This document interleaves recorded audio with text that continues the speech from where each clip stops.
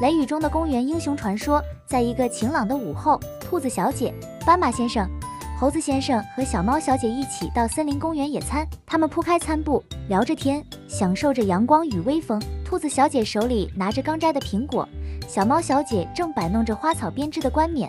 斑马先生悠闲地看书，而猴子先生则在一旁练习他的特技翻滚。然而，平静的午后忽然被一道划破天际的闪电打断，天色瞬间暗了下来，沉闷的雷声如战鼓般回响在森林间。接着，暴雨倾盆而下，四位朋友慌忙收拾东西，跑向附近的凉亭避雨。这一下的也太突然了吧！猴子先生甩了甩湿漉漉的尾巴，不对劲。兔子小姐耳朵微微抖动，仿佛听到某种异样的声音。她话音刚落，大地开始震动，一声低沉的怒吼从森林深处传来：“小心，有东西过来了！”斑马先生警觉地站起来，目光锁定在远处的浓雾中，伴随着狂风与闪电，一头庞然大物从雾中现身。那是一头身披黑色铠甲的犀牛大魔王，他眼神凶狠，鼻角上泛住冷光，后背上还插满了魔法水晶，散发出强大的压迫感。哈哈哈！这片森林从今天开始归我统治，任何敢挑战我的都会被碾碎。犀牛大魔王咆哮着，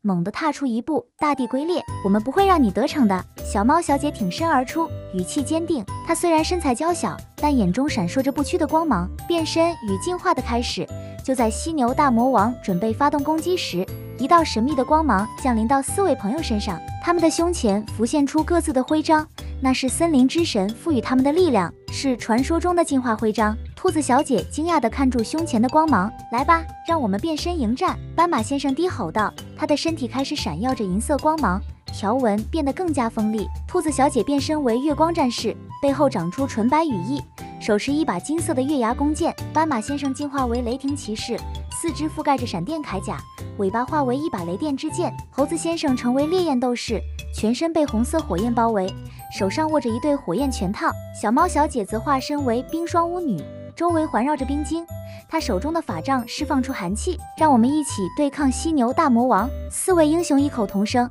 毫不畏惧地冲向敌人。激烈的战斗，第一回合，力量的碰撞，犀牛大魔王猛地用鼻角轰向地面，黑色能量如波浪般席卷而来。斑马先生用雷电之剑一跃而起，划破了黑色波浪，同时对犀牛大魔王发动了猛烈的电击攻击。然而，犀牛大魔王的铠甲坚不可摧，雷电只是让他稍稍后退了一步。猴子先生趁机挥舞火焰拳套，敏捷地跳到犀牛的背上，用连环火焰拳猛击他的魔法水晶。但犀牛大魔王一个甩尾，将猴子先生击飞，撞在一棵大树上。第二回合，战术与配合，我们必须破坏他的魔法水晶。兔子小姐迅速瞄准，月牙弓箭射出一道金色光剑，直击犀牛的背部。然而，大魔王的铠甲再次挡住了攻击。我来掩护你们！小猫小姐挥动冰霜法杖，制造出一道冰墙，暂时阻止犀牛的进攻。她又念动咒语，召唤出冰晶尖刺，朝犀牛刺去，成功击中一颗水晶，